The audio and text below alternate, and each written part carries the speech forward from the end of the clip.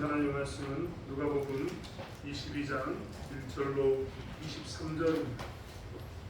누가복음 22장 1절로 23절. 누가복음은 여러분이 가진 성경 중에 빨간색 부분에 있는 신약 성경에 있습니다.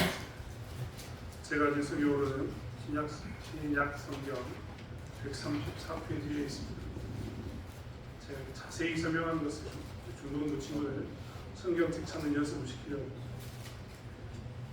누가복음 22장 1절로 23절의 말씀, 신약 성경 134페이지에 있는 누가복음 22장 1절로 23절 말씀을 찾으셨으면 한 절씩 교독하겠습니다. 제가 한 절 읽고 여러분이 한 절 읽고. 6월절이라 하는 무교절이 다가오매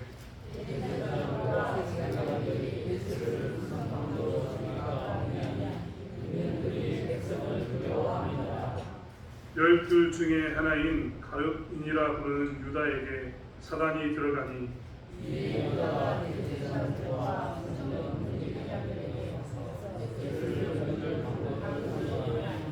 그들이 기뻐하여 돈을 주기로 언약하는지라.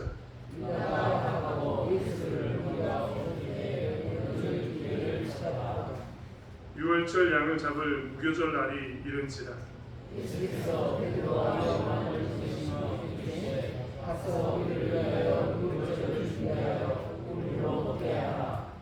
여짜오되 어디서 준비하기를 원하시나이까.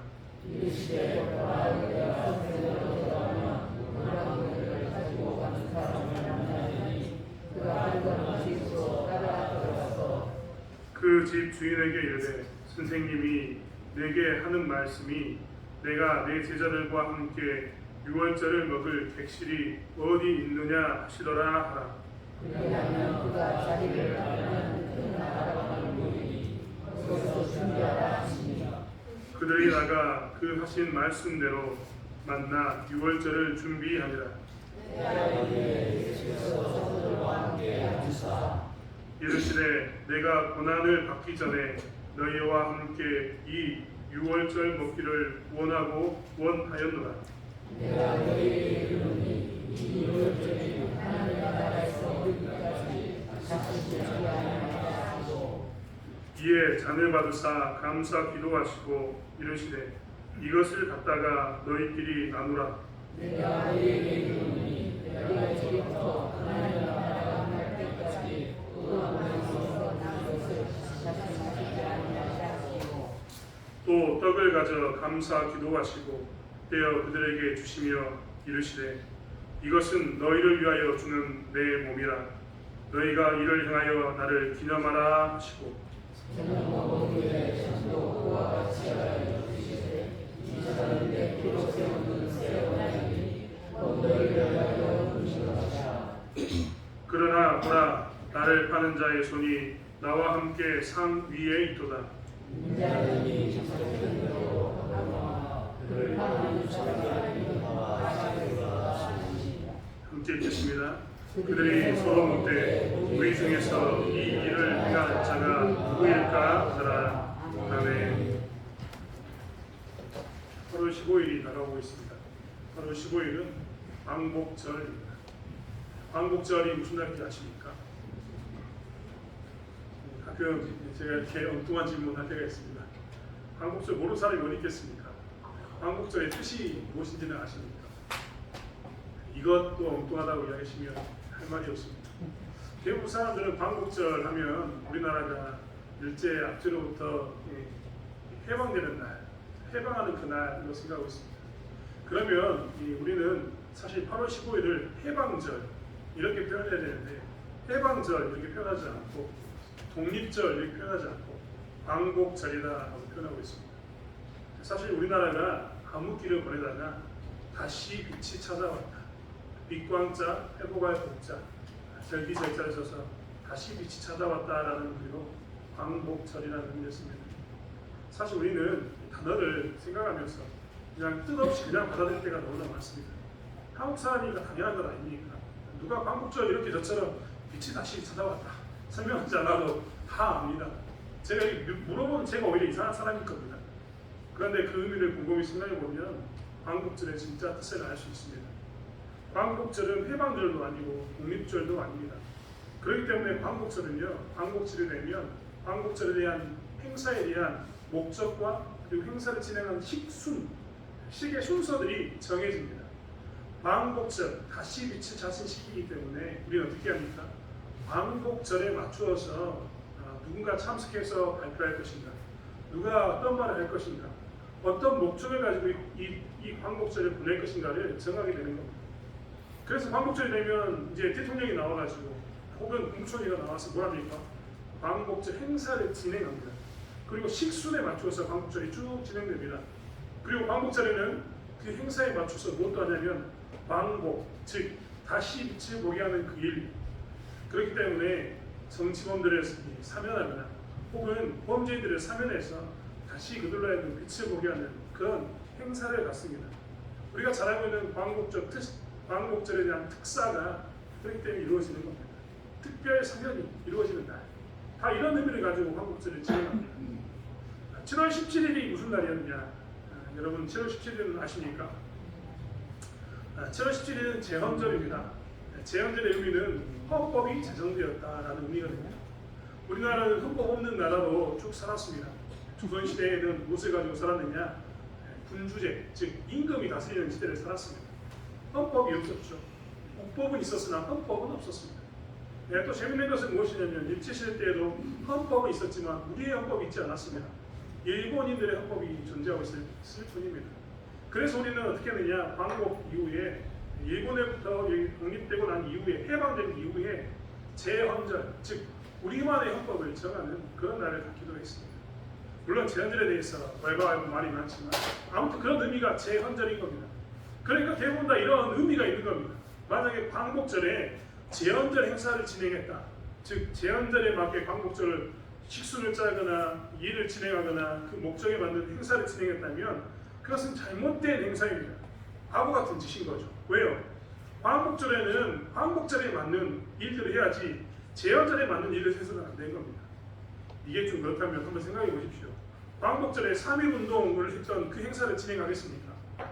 3.1운동의 식사처럼 3.1운동을 진행하는 행사의 순서처럼 김인영 3월 1일 이렇게 노래 부르면 그건 정말 잘못된 거죠. 반드시 그때는 뭐라 합니까? 광복절에 맞는 목적과 식순, 행사를 진행해야 되는 겁니다. 이게 당연한 겁니다. 이것은 뭐 제가 굳이 왜 그래야 되는가 설명하지 않아도 모든 사람이 다 공감하는 바입니다. 왜냐하면 그 절기에 맞춰서 해야 되기 때문에 그렇습니다. 이스라엘 백성들의 절기에 대해서 설교를 하면서 여러 번 제가 말씀을 드렸습니다. 새벽 전에 새벽 예배를 드신 분들은 이것에 대해서 좀 더 구체적으로 저와 함께 구약성경 창세기부터 시작하면서 쭉 말씀을 보면서 절기가 이스라엘 백성들에게 어떤 의미인가를 봤을 겁니다. 물론 저와 설교를 예배를 드리면서 설교를 통해서 여러 번 이 이야기를 나눴습니다. 이스라엘 백성들에게 절기는 어떤 의미였느냐? 첫 번째, 너희들이 애굽의 절기로도 살지 말고 가나안의 절기로도 살지 말라. 너희들 누구의 절기로 살아라? 하나님의 절기로 살아라. 이것이었습니다. 왜요? 가나안 사람들은 가나안의 풍요로움을 위해서, 가나안 삶을 위해서 그들의 절기를 지킵니다. 애굽 사람들은 애굽의 풍요를 위해서, 애굽의 그 잘됨을 위해서 그 날짜에 맞춰서 절기를 지키며 살게 되는 게 당연합니다. 그런 그들에게 하나님은 뭐라고 이야기했냐면 너희는 하나님이 주신 절기를 가지고 살아라. 1년을 하나님 중심으로 살아라라고 이야기하면서 하나님이 주신 절기를 지내게 했습니다. 하나님 주신 절기의 첫 번째 절기, 명절이 언제인지 아십니까? 이스라엘 백성들은 달력이 여러 개 있는데요. 성경 읽다 보면 달력이 그래서 굉장히 많이 표현됩니다만 이스라엘에게 있어서 하나님이 주신 1년의 첫 번째 날, 그 날이 언제냐? 첫 번째 절기, 그 날이 언제냐? 6월절입니다. 6월절이 이스라엘에게 있어서는 하나님이 정해주신 우리말로 얘기하면 정월 초하루입니다. 이런 일일이 되는 겁니다. 그리고 정월 초하루에 이어서 이틀째부터 뭐가 되냐? 무교절이 됩니다. 무교절이 뭐냐면 무교, 효자가 우리 반죽할 때 발효성분을 넣지 않습니까? 이 발효성분을 하는 그겁니다. 효모를 말하는 거죠. 무교니까 없을 부자에 이 효모 효자니까 이 뭐가 되겠습니까? 이 부풀게 하는 이런 이 누르기 없게 만드는 그런 시기가 무교절인 겁니다. 그래서 유월절을 맞이하기, 유월절은 이스라엘 백성들에게 유월절을 맞이하면서 준비해야 되는 그런 과정이 있는 겁니다. 유월절은요, 하나님 주셨던 1년의 첫 번째 절기이기 때문에, 첫 번째 그 행사이기 때문에 무교절과 이어서 되는 그 행사로서 그들은 이것들을 잘 준비해야 되는 겁니다.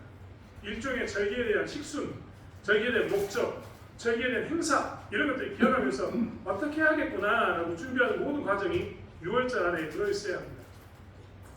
우리는 한국 사람이니까 유월절을 그들이 어떻게 지냈는가 한번 좀 살펴보았으면 좋겠습니다. 유월절에 관한 이야기의 목적은 출애굽기 12장과 13장에 아주 잘 나와 있습니다. 왜 유월절을 지켜야 되는가? 그리고 유월절은 이렇게 지켜라 라는 이야기가 출애굽기에 아주 잘 나와 있다는 겁니다. 여러분들이 유월절에 대해서 한번 생각해 볼까요? 유월절은 왜 지켰습니까? 유월, 월이 우리나라 말로는 잘 안 쓰는, 유월이라는 말이 잘 안 쓰는 말인데 우리나라도 이 월자를 쓰는 경우가 있습니다. 그게 월담했다. 월담이 뭡니까? 좀 유식한 말 한번 해볼까요? 양상군자가 월담했다. 이런 말 하면 한자인데요. 잘 모를 수 있습니다.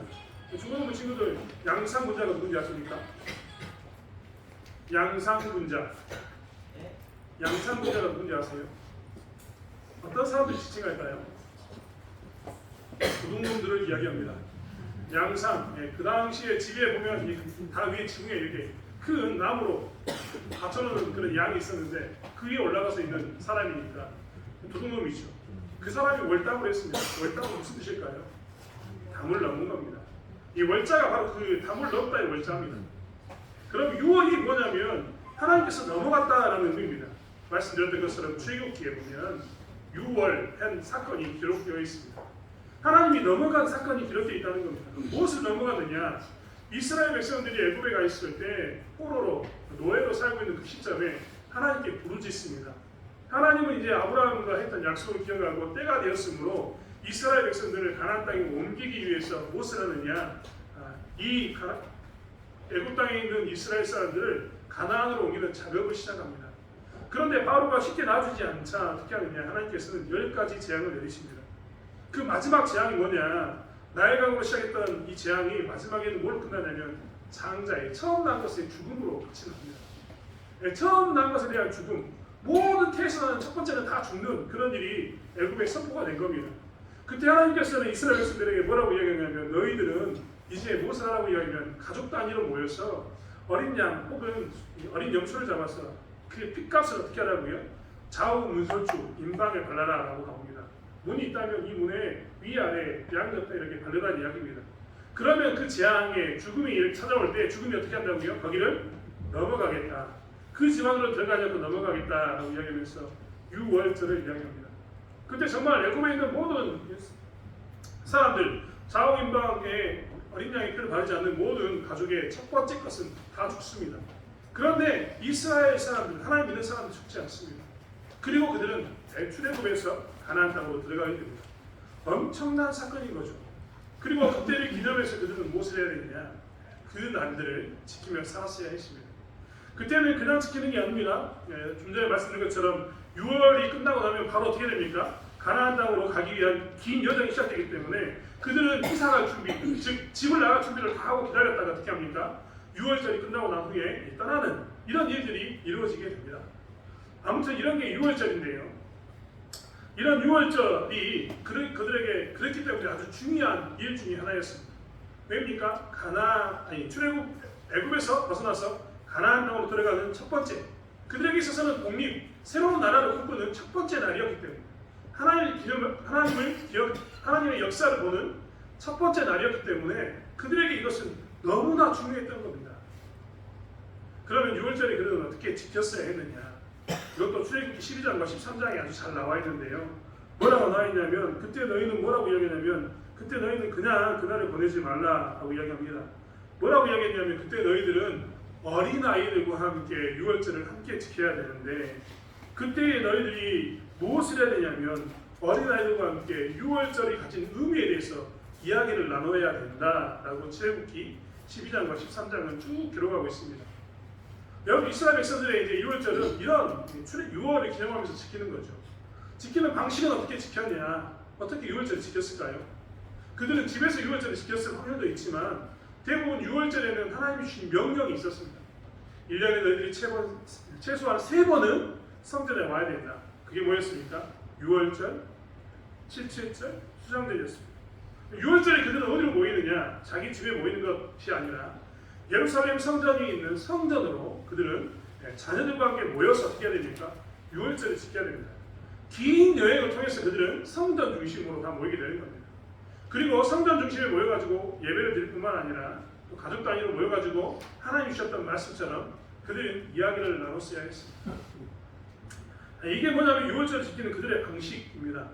지금 우리는 누가복음을 읽고 있는데요. 로마 시대가 이르러서 지금 유대 땅이 예수님의 시대에 로마가 와서 이렇게 다스리고 있는데요. 이때는 6월절에 한 가지가 늘었습니다. 뭐가 늘었냐면 그들 스스로가 6월절과 무교절을 같이 지키면서 한 가지를 더 했는데 그것은 뭐냐면 자기 집안에서 어린아이 한 명이 부모에게 질문을 하게 돼 있었습니다. 질문의 내용은 정해졌습니다. 어린아이 한 명이 무조건 이 질문을 해야 됩니다. 질문의 내용이 뭐냐? 왜 오늘 밤은 다른 밤과 구별을 됩니까? 입니다. 왜 우리는 오늘 밤 굳이 다른 날처럼 보내지 않고 이 멀리까지 여기 와서 가족 단위로 이것을 하면서 이런 준비 가운데서 지금 뭔가 이렇게 긴장된 모습 가운데 있는 겁니까? 왜 구별됩니까? 라고 물어야 합니다. 그러면 그 집안에 있는 가장 많은 영향력을 가진 사람은 무엇을 해야 되냐면 6월절에 대해서 쭉 설명을 해줘야 됩니다. 그리고 설명의 마지막에 뭐라고 이야기되냐면 이렇게 이야기해야 되는 겁니다. 자, 이제 내년은 예루살렘에서 라고 말입니다. 내년은 예루살렘에서 이 말은 다른 의미가 있는 게 아니라 그냥 장소에서 다시 만나자, 예루살렘에 다시 만나자 이런 말이 아니라 어떤 의미가 들었냐면 내년에는 로마가 다스리고 있는 것을 깨트리고 우리가 마치 애굽에서 독립해가지고 가나안 땅에 들어왔던 것처럼 내년 6월절에는 우리에게 이 로마로부터 독립하는 역사가 있어서 하나님께서 내년 6월절에 우리로 하여금 독립을 경험하게 하는, 우리 조상들이 독립을 경험하게 했던 것처럼 우리 또한 독립을 경험하는 그런 날이 됐으면 좋겠다라고 선포하면서 그들은 6월절을 마무리했었어야 했습니다. 굉장히 복잡하죠. 그리고 6월절 행사로는 그들이 무엇을 했어야 했느냐? 6월절 행사로는 사명이 그들에게로 있었습니다. 우리가 살아가고 있는 바라바나 이런 사람의 사명이 이때 일어난 이유가 바로 여기에 있습니다. 이것이 6월절의 사건입니다. 그들에게 있어서는 이 절기는 정말 중요합니다. 이런 복잡한 절차를 잊어버릴 수가 없겠죠. 왜냐하면 어린아이들은 아빠의 손을 잡고 함께 와야 됩니다. 여자들도요, 남자들과 부류가 달랐지만 뒤에 따라오거나 하면서 구분되어서 같이 왔었어야 했습니다. 예루살렘 성전에 모여가지고 염소를 잡고 평상시에 다른 날 밤을 보내면서 서로 이 손목의 미간의 말씀을 보여주면서 야, 우리 말씀이 이런 게 있잖아 라고 이야기하는 순간, 그리고 아들이 물어보고 집에서 영향력 있는 사람이 대답하고, 이런 순간을 어떤 집안에서 잊어버리겠습니까? 아마 유대인이라면 이런 절차를 지키면요 아무도 못 잊어버릴 겁니다. 굉장히 어렵게 이야기했지만요, 쉽게 이야기하면 여러분, 우리가 말하는 설날, 세뱃돈 받은 날을 우리 아이들이 잊어버릴까요? 여러분, 다른 때는요 우리가 할머니 집 가자, 할아버지 집 가자 라고 이야기하면 애들이 시큰둥할 수 있습니다. 하지만 반드시 가는 날 언제입니까? 설날 가야죠. 왜요? 세배해야 되거든요. 아이들이 이게 굉장히 큰 중요한 일련의 행사입니다. 내가 올해 얼마를 받았다, 이게 얼마나 중요한 행사입니까? 이런 날은 잊어버릴래야 잊어버릴 수가 없죠. 이런 날 나는 할머니 집에 안 가겠다 떼쓰는 사람이 없습니다. 왜요?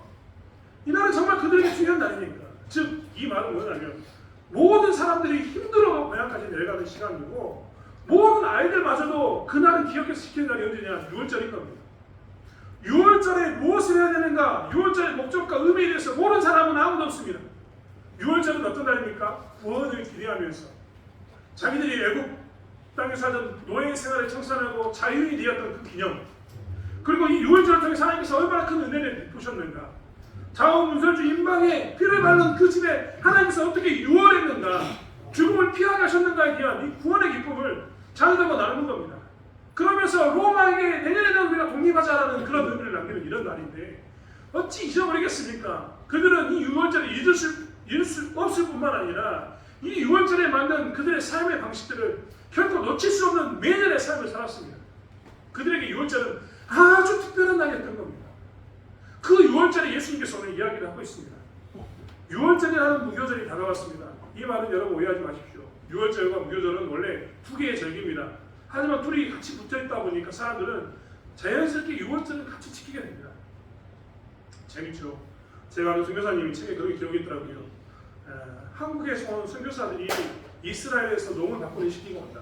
가구를 바꾸는 시기가 온다. 언제냐? 라고 물어보면 6월절 전이다 라고 이야기하더라고요.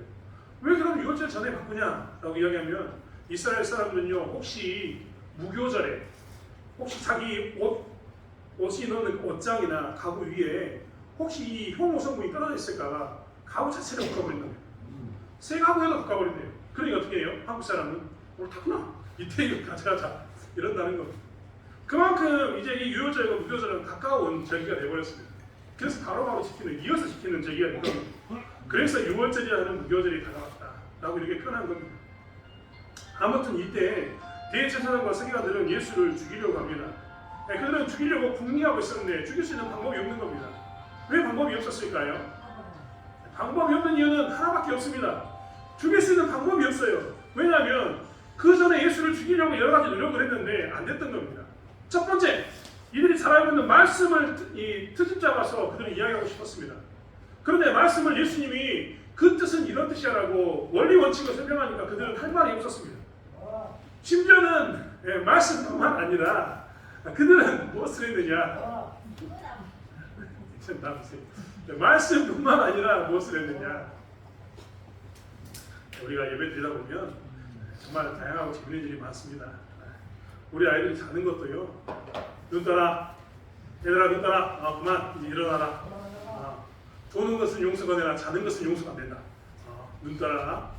이 시간에 다양한 일이 정말 많습니다.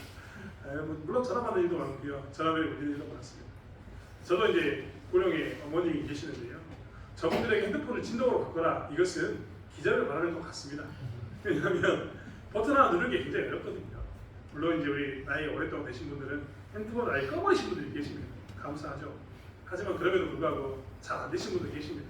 그때는 서로 불쾌할 것 하나도 없습니다. 이런 일이 있었다라고 웃으면서 서로 넘어가면 됩니다. 자, 아무튼 6월절은 그들 대제사장과 서기관들은 6월절에 어떻게 해서든지 이 예수를 죽이려고 했는데 일단 말씀으로 트집을 못 잡습니다. 두 번째, 어떤 행동으로 트집을 못 잡습니다. 우리가 그 전에 보았지 않습니까? 성전에서 성전을 청소하고 말씀을 가르치려고 하시는 예수에 대해서 트집 잡으려고 하는데 되나요? 안 되나요? 그 권위가 어디서 왔는가에 대해서 따지는데 이것도 안 됩니다. 심지어는 이적과 기적에 대해서도 사단이 너에게 시킨 거 아니냐, 사단이 귀신을 쫓는다 이런 식으로 이야기하는데요. 요한복음에 보면 그 기적을 경험했던 사람들이 뭐라고 이야기하냐면 너도 예수 믿으려고 이렇게 이야기합니다. 야, 너 어떤 사람이 너 고쳐주기에 잘못된 거라고 증언하라고 이야기하면 사람들이 뭐라고 이야기하냐면 너도 예수 믿으려고? 너도 예수님의 제자가 되길 원하냐? 이렇게 이야기하는 겁니다. 그러니까 이들은 방법이 없었던 겁니다. 근데 재밌는 것은 뭐냐면 이 6월절에 가룟 유다가 무엇을 했냐면 이들을 찾아갑니다. 왜 찾아갔느냐? 이들이 찾아간 이유는 유다에게 사단이 들어갔습니다. 1번 뭐라고요? 유다에게 누가 들어갔다고요? 사단이 들어갔습니다. 그 전에는 예수님을 따르는 제자였는데 이제 예수님을 따르는 것을 그만두려고 하는, 오히려 예수님을 파는 그런 일 가운데 서게 되는 그 사단의 노략 가운데 빠졌다는 겁니다. 2번은 뭐냐면 가룟 유다가 찾아갔던 이유는 보면 돈을 주기로 언약했습니다. 즉 돈을 받기로 했기 때문에 돈이 좋아서 그는 거기에 빠졌습니다. 세 번째는 나오지 않았습니다만 그는 사실 예수님에 대한 배반감 때문에 예수님을 팔았습니다. 가룟 유다는요 어떤 사람이었냐면 열심당원이었다고 학자들은 이야기합니다. 열심당원이라고 이야기하면 우리는 잘 모를 수 있습니다. 이스라엘에게는 열심당원들이 있었는데요, 열심당원은 어떤 사람이었냐면 우리가 로마로부터 독립하자를 주장했던 사람들입니다. 우리나라 말로 이야기하면 독립투사 정도 됩니다. 투사, 열심히 싸우는 사람, 이런 사람이 열심당원인데 가룟 유다도 예수님을 따르면서 이 열심당원으로서 예수님에 대한 기대가 있었습니다. 그 기대는 뭐냐면 예수님이 이 기적을 통해서 사람들의 구심점이 되어서 로마로부터 독립하는 왕이 될 거다라는 그런 기대감이 있었던 겁니다. 그런데 3년을 쫓아다녀도 방법이 없습니다. 오히려 예수님이 하시는 이야기는 이제 우리가 구심점이 되어서 나와 너희들이 함께 이 나라를 독립시키자. 내가 메시아다. 다윗의 후손으로서 내가 왕이 되겠다. 라고 선포해주면 정말 좋은데 예수님이 예루살렘까지 오시면서 하신 이야기는 나는 가면 죽는다. 나는 가면 죽는다. 나는 독립한다. 이 말을 듣고 싶은데 뭐라고 이야기했다고요? 나는 가면 죽겠다. 아버지의 뜻이 그러하다라고 이야기합니다. 하나님의 뜻이라면 다윗의 자손으로서 우리의 왕이 되어서 독립시켜주기를 원했는데 오히려 예수님은 하나님의 뜻이다라고 이야기하면서 나는 예루살렘에 가서 죽겠다라고 이야기하는 겁니다. 그러니까 다른 유다 입장에서는 속이 충분히 나는 거죠. 그가 오직 독립을 위해 살았습니다. 독립이라는 대유의가 그에게는 있었습니다. 그렇기 때문에 그는 예수님을 쫓았고 예수님을 따르면서도 이 독립에 대한 열망을 놓치지 않고 살았던 겁니다. 그런데 예수님이 독립을, 이 나라의 독립을 꿈꾸는 게 아니라 더 큰 의미의 하나님, 이 땅에 하나님이 세상을 사랑하시는 그 의미를 그 일을 행하시기 위해서 죽는다고 이야기하니까 다른 유다 입장에서는 이해가 되지 않았습니다. 자기가 쫓고 있었던 대의와 예수님의 행동의 모습은 맞지 않습니다. 예수님은 대의를 위해서라면 다윗의 자손으로서 이스라엘의 왕이 되어서 로마로부터의 압제 가운데 있는 자기들을 해방시켜줘야 되는데 예수님이 그렇게 하지 않습니다. 그래서 다른 유다는 대의를 따라서 대의를 쫓기 위해서 무엇을 했느냐? 예수님을 자극합니다. 예수님을 팔면 그도 코너에 몰리면 어쩔 수 없이 일어서겠지라고 이야기하면서 그를 팔아버렸던 겁니다. 은 30세겔에 자기의 선생을 팔기에는 돈이 사실 너무나 작습니다. 아무튼 그렇지만 예수님을 그렇게 팔아버립니다. 열심당으로서 대의에 맞지 않기 때문에 버립니다. 대제사장들과 서기관들은 자기들의 기득권을 지키기 위해서 자기들이 가지고 있던 세속적인 그 정치적인 힘과 경제적인 힘을 지키기 위해서 무엇을 했냐면 예수님을 죽일 궁리를 하고 있었고, 가룟 유다는 자기가 가지고 있는 대의라고 여겼던 이스라엘의 독립을 위해서 예수를 죽여야겠다라고 생각했던 겁니다. 사단의 게임에 빠져서 이제 더 이상 예수를 따라가는 것보다는 예수를 죽이는 게 낫다라고 생각하는 일 가운데 놓이게 된 겁니다. 이들은 유월절의 의미를 너무나 잘 알고 있는 사람들인데 유월절의 의미 가운데 그들이 하고 있는 행동들을 보면 그들의 삶의 모습은 유월절을 준비하는 것이 아니라 유월절에 오히려 무엇을 하고 있냐면 자신의 목적을 위해서 구원하러 오신, 유월시키기 위해서 오신 유월절의 어린 양을 파는 그 모습 가운데 그들은 서 있다는 겁니다. 오직 그들의 목적은 무엇이었느냐? 기득권을 지키고 나의 대의를 위해서라면 기꺼이 이 유월절의 양 대신 예수를 죽이겠다라고 그들은 생각했던 겁니다. 그래서 그들은 어떻게 했냐? 서로의 이 조건이 맞아 떨어져서 유다와 대제사장들과 서기관들은 예수를 죽이기로 결정합니다. 반면에 이 유월절에 또 다른 무리가 있습니다. 이들은 유월절을 준비하는 무리입니다.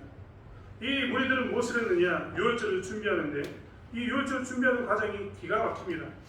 누가복음 22장 7절로 13절에는 유월절을 준비하는 사람들의 모습이 나오는데 거기에 보면 물 한 동이를 가지고 가는 사람을 쫓아가라. 그리고 그 집주인에게 말하기를 선생님 대신 예수께서 제자들과 함께 유월절에 먹을 백시를 요구한다라는 것을 이야기하라라고 이야기합니다.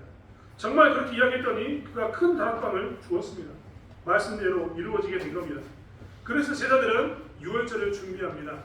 유월절에 먹을 포도주와 유월절에 먹을 어린 양과 유월절에 먹을 떡을 준비해서 그들은 유월절을 준비했다는 겁니다. 그리고 14절부터 예수님께서는 유월절에 대한 만찬을 진행하십니다.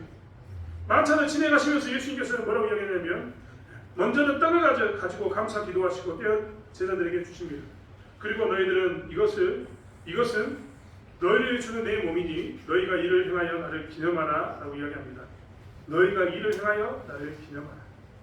또 저녁을 먹은 후에는 잔도 그들에게 주시면서 잔에 이 포도주를 채우시고 이 잔은 내 피로 세우는 새 언약이니 또 너희를 위하여 붓는 것이다 라고 이야기하면서 이제 예수님이 그 유월절을 기념하는 일 가운데 놓이게 됩니다. 한 무리는 지금 무엇을 하고 있느냐? 유월절을 준비하고 있는 겁니다. 유월절을 준비하는데 사실 그들도 유월절의 진정한 목적은 모르는 것 같습니다.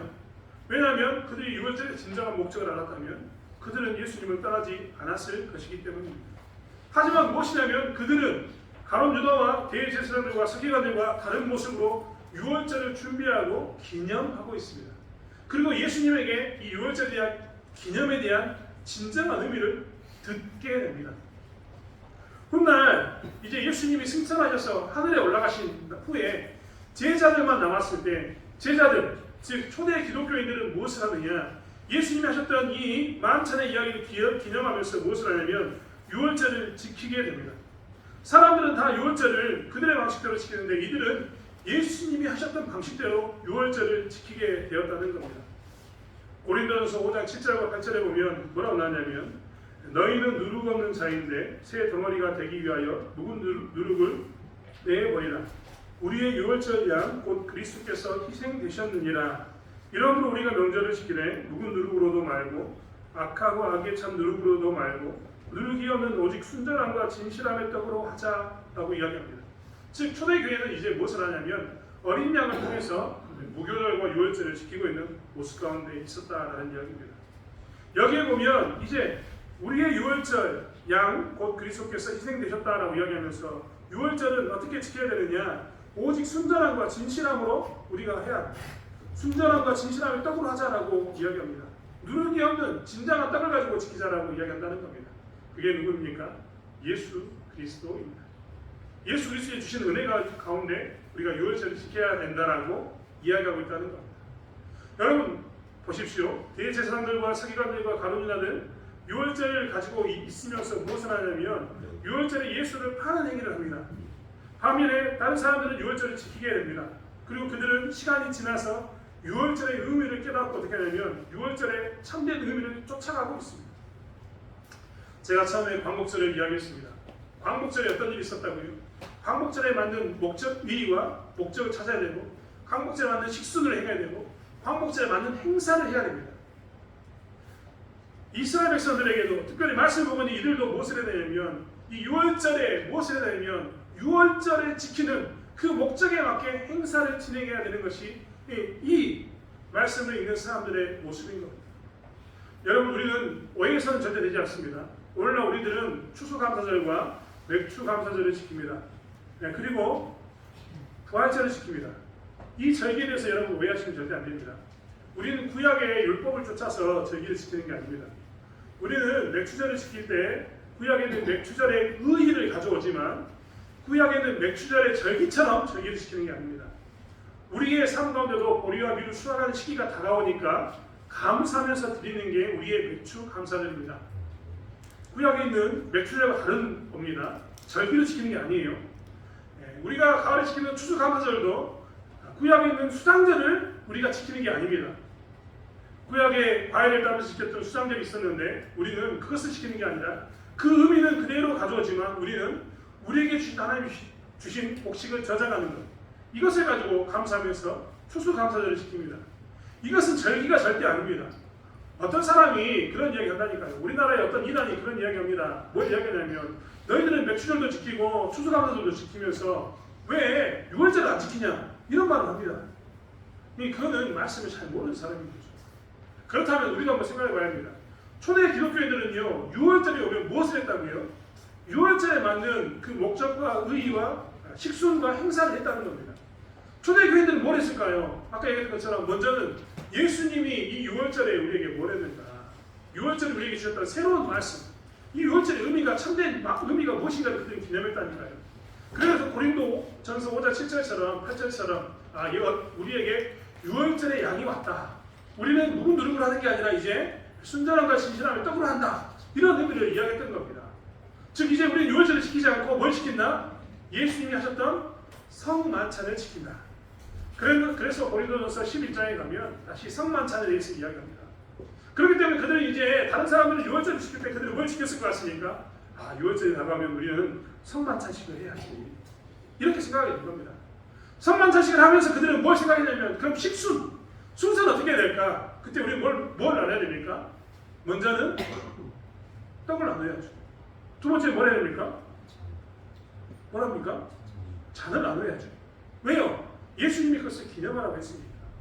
그러면서 우리는 그것을 뭘 기념해야 됩니까? 예수님께서 우리에게 주셨던 순전함과 진실함의 떡, 예수님을 기억해야 합니다. 우리에게 찾아왔던 유월절 어린양이 주셨던 그 의미, 그를 기억해야 됩니다. 예수님이 오셔서 우리에게 주셨던 의미가 무엇이었습니까? 성만찬식을 할 때마다 우리가 느끼는 떡과 잔을 받으면서 경험하는 것은 뭡니까? 은혜입니다. 어떤 은혜입니까? 그분이 우리를 위해서 십자가에 못 박혀 죽으셨습니다. 그래서 죄의 삭은 사망이었기 때문에 우리는 죽음을 맞아야 되는데 우리는 예수님을 믿음으로 해서 우리에게 죄의 값인 사망이 어떻게 합니까? 유월합니다. 나에게 죽음이 찾아오지 않고 넘어가는 겁니다. 여러분 오해하지 마십시오. 육신의 죽음이 아니라 우리의 영원한 생명이 있는 부활체에 대한 그 영생이 우리에게 보장되는 겁니다. 죽음은 넘어가게 되는 겁니다. 그렇기 때문에 우리는 이 떡과 잔을 나누면서 뭘 기념해야 됩니까? 이 식수를 통해서 은혜를 경험해야 되는 거죠. 그럼 행사는 어떤 것을 해야 될까요? 행사. 여러분 행사를 어떻게 해야 될까요? 광복절처럼 특사를 보내야 됩니까? 6월절 이스라엘 백성들 것처럼 바나바를 풀어주는 특사를 진행해야 되는 겁니까? 우리의 행사는 무엇일까요? 진실함과 순전함의 떡으로 하자라고 여기는 것처럼 예수를 기념하는 것, 그게 우리 행사이기도 합니다. 그래서 성찬식에는요, 이 성찬식 때 우리 뭘 합니까? 떡과 잔을 가지고 기념합니다. 예수님 우리와 함께 하시면 영적 임재를 경험하게 되면서 내 죄를 고백하는 시간을 갖습니다. 2000년 전에 죽었던 예수님의 그 피와 살을 기념하면서 내 죄를 위해서 2000년 전에 예수님이 죽었구나라는, 내 죄를 위해서 그가 피를 흘렸구나라는 것을 우리 기념합니다. 근데 더 중요한 게 있습니다. 그것은 무엇이냐? 이스라엘 백성들이 지금 특별히 6월절 맞이하고 있는 이 유다와 대제사장들과 서기관들은 기득권과 자기의 계율을 위해서 예수님을 팔지 않습니까? 사실 우리는 지금 예수를 믿으면서 그렇게 하진 않습니다. 여러분 오늘도 여기 앉아 계신 여러분이 예수님을 여러분의 대의라고 여기면서 예수님을 팝니까? 여러분 기득권을 지키기 위해서 예수님을 팔고 있습니까? 아마 대부분 사람들은 그렇지 않습니다. 그렇기 때문에 우리는 스스로가 안심합니다. 나는 가룟 유다처럼 예수를 팔지 않았어. 은하 30개, 은하의 돈을 가지고 예수님을 팔지 않았어라고 생각합니다. 나는 예수님의 권위감이 있기 때문에, 예수님의 권위를 존중하기 때문에 나는 대제사장이나 서기관들처럼 예수를 무시하지 않아, 죽이려고 하지 않아라고 생각한다는 겁니다. 하지만 우리가 6월절을 잘 지키고 있는가를 따져보면 우리는 여러 가지 가운데서 고민해야 할 부분이 있습니다. 고린도전서 11장에는요 성만찬에 대한 제정이 나옵니다. 성만찬식에 너희들이 이런 걸 조심해야 된다 라는 이야기가 나오고, 그 위에 성만찬식은 이렇게 해야 된다 라고 이야기가 나옵니다. 그 행사의 마지막, 이 기념하라고 했던 그 행사의 마지막에 뭐라고 이야기했냐면 고린도전서 11장 26절은 이렇게 기록하고 있습니다. 너희가 이 떡을 먹으며 이 잔을 마실 때마다 주의 죽으심을 그가 오실 때까지 전하는 것이니라. 다시 한번 읽어드리면 이렇습니다. 너희가 이 떡을 먹으며 이 잔을 마실 때마다 주의 죽으심을 그가 오실 때까지 전하는 것입니다. 오늘 6월절이라는 하는 무교절이 다가왔을 때 예수님은 자기의 죽음과 자기의 부활에 대해서 이야기하면서 복음을 나눴습니다. 즉 복음이 무엇인가를 나눌 때 서기관들과 대제사장들과 가룟 유다는 그 복음과 무관한 삶을 삽니다. 자기들의 대의와 자기들의 기득권을 위해서 예수를 살았다는 겁니다. 6월절과 맞지 않는 진정한 6월절의 의미를 모르는 삶을 삽니다. 그들의 삶은 잘못된 게 분명합니다.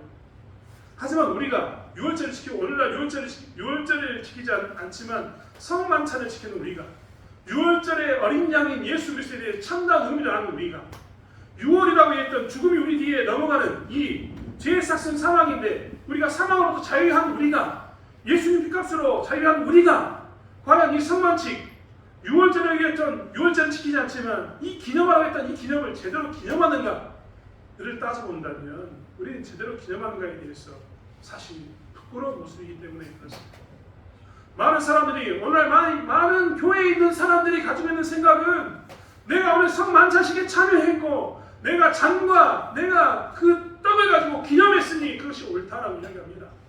내가 예수 그리스도의 받은 은혜를 기념하면서 나를 위해 죽으셨구나 고백했으니 나는 그것으로 만족한다. 나는 옳은 자리에 서 있다. 6월절을, 성만찬을 잘 지키고 있다고 생각하고 있다는 겁니다.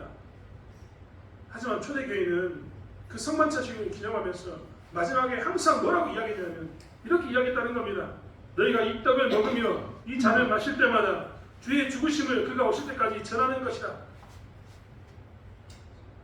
복음을 하는 자는 복음을 전하는 것이 6월절에 맞는 행사이고 마지막 6월절을 완전하게 이끄는 것이다 라고 이야기했는데 우리는 과연 그렇게 했는가 살펴봐야 된다는 겁니다.